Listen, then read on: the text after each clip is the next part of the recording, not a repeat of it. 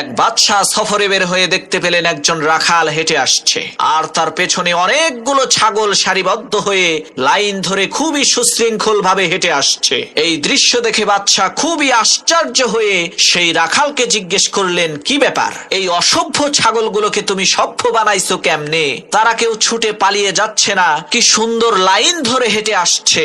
তখন সেই রাখাল বলল, মহামান্বিত বাদশাহ, আমার এই ছাগলগুলোর মধ্য থেকে যে লাইন থেকে বের হয়ে যায় তাকে এমন পিটুনি দেই ভবিষ্যতে সে আর কখনোই লাইন থেকে বের তো হয়ই না, বরং ওই একটা ছাগলকে পিটুনি খেতে দেখে বাকি সবগুলো ছাগল ঠিক হয়ে যায়। রাখালের এই কথা শুনে বাদশা বলল, তোমার এই অসভ্য ছাগলগুলোকে যেইভাবে তুমি সভ্য বানিয়েছো, ঠিক একই ভাবে আমার এই দেশের অসভ্য মানুষগুলোকে তুমি কি সভ্য বানাতে পারবে?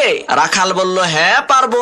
বাদশা বলল, তাহলে আজ থেকে তুমি প্রধান বিচারপতির দায়িত্ব পালন করবা। পরের দিন এক চোরের বিচার হবে। প্রধান বিচারপতির দায়িত্বে থাকা সেই রাখাল হুকুম করলেন, আমি মহান আল্লাহ রাব্বুল আলামিনের পবিত্র কালাম কোরআনের বিধান অনুযায়ী ফয়সালা করছি, তোমরা এই চোরের হাতটা কেটে দাও। রাখালের এই কথা শুনে উজির বললেন, বিচারক মহোদয়, আপনি তো নতুন বিচারকের দায়িত্ব পেয়েছেন, তাই হয়তো বা জানেন না এই চোর কিন্তু আমাদের নিজেদেরই লোক। তখন বিচারপতি রাখাল বললেন, তোমরা এই চোরের হাত কেটে দাও, আর সাথে সাথে এই মন্ত্রীর জিহ্বাও কেটে দাও।